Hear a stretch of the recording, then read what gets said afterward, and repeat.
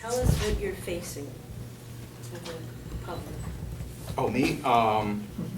I'm facing a maximum of 15 days I was convicted on a simple trespass charge.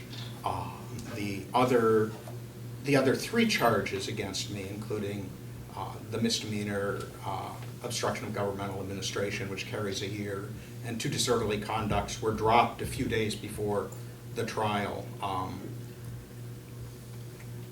The disorderly conduct was probably dropped because that meant that I didn't have the right to a jury trial, but it may have been a coincidence that it was dropped within 24 hours after Judge Gideon signed the subpoena. Probably just a coincidence. Perhaps other folks in the room might have a question for one of our panelists. Beth, Harry, Marianne. And I have a question. Ray? Harry, will you be subject to an order of protection? That remains to be seen. As far as I know, my order of protection, my initial order of protection, ran out at the end of 2 years. It was only renewed once, but I never had the courage to test that. We'll have to see what Judge Gideon chooses to do with regards to that. Harry, could you introduce your partner? Oh, this is my wife, Marianne Simmons, who is one of the more long-suffering wives in the history of America. And Harry, can I ask you to share what your work with Marianne has been in Rochester? Tell us about your part in the super. Oh. How long? Well, I've been involved with St. Joseph's House of Hospitality, which is the oldest Catholic worker house in the universe. Unless there's another planet where it started. And all I do is I organize the Saturday meal and give the regular workers the day off, and I bring in different, mostly church groups, to prepare and serve the meal. And I've been doing that for about 26 years now. It's 26 years. Just 26. Just 20, well, In other I'm new words, to it. So your kids grew up in the Catholic worker movement. Yeah, At least on the outskirts of it, yes. that's awesome. Well, we're grateful for your witness, and that we're grateful also to be able to join you in the courtroom. And we have to get in there in the next 15 minutes. Okay. So, Well, and Do I'm you have grateful. any- I have just a question. How many people, who here has been arrested at the base?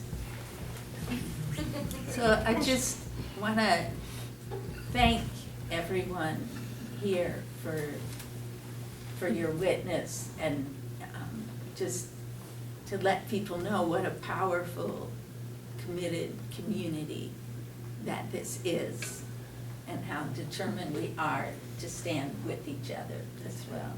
That's right. Yes, whether it's Jack Gilroy, who served the 3 months in the Jamesville Penitentiary, as he called it. It's not a correctional institution. I could testify to that. And now, Harry, tell us what you're hoping for tonight. I'm hoping for metanoia, for conversion. Oh, tell us what you're going to ask the judge, in case the cameras can't join us. Yeah. Just in case. Well, I've asked the judge to make a statement about drones in response to the conversation that we've all been having over the last 5 years, and gave him a number of examples of judges over the years who have made some pretty courageous decisions and kind of invoked a higher notion of justice in making their decisions about civil disobedience cases with respect to war and peace. And Gideon has liked you in the past. And he likes you. Yes. He likes you. So maybe he will listen to these, and maybe you may be the key that turns the lock of Gideon's heart. Well, I think that key exists somewhere, and it's probably somewhere in this room. Yeah. Probably not here. Not that I'll not say that. You never know. Oh, well, we're glad to be here with you, Well, and Harry. I'm glad that you could be here. Me That was a very pleasant surprise. It was for me too. I didn't even know for a couple of days.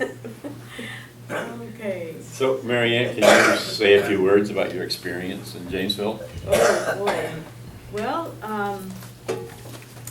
I must say that poor people go through the ringer, and we privileged white people don't have a clue.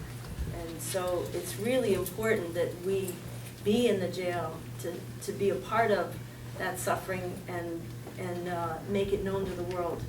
Just as the Black Lives Matter movement is happening on the ground in cities now, thank God for the witness of the young people in the African American communities across the country. We need to, bring the stories out, bring them to the light, and there are many courageous young women that are facing a lot of hardship, facing traumas, facing, trying to make choices of not getting caught up in the drug trade, but part of that has to do with having to cope the pain of having lived through trauma or lived through severe poverty, and my hat goes off to them, and it's pretty horrendous, the kind of life that people are put through at the arbitrary decision of judges from this county. And I was amazed. I had a young woman who was my bunkie. I found out I was bunkable. Everybody said, "What's that?" I said, "What's that?" "Oh, you don't want to know." Anyway, this young woman just was trying to just put her head down from October until April in that place. 2 kids are at home with her mom, and she's waiting and just reading book after book after book, trying to keep her head down and not get involved with little scuffles with the guards or with other people. But what a hard existence, not having commissary money, not having money to call home to find out how the kids are or how mom is. That's just one of the many stories. I think because we have to be in the court in 10 minutes, I'll leave it there, and maybe we'll do a jail sharing. I know Jack and I shared some notes, and I shared with Harry this, She gave me an yesterday. instruction manual.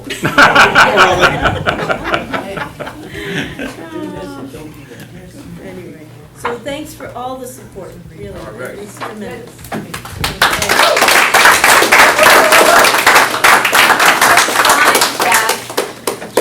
We'll collect the signs back again. Nice signs.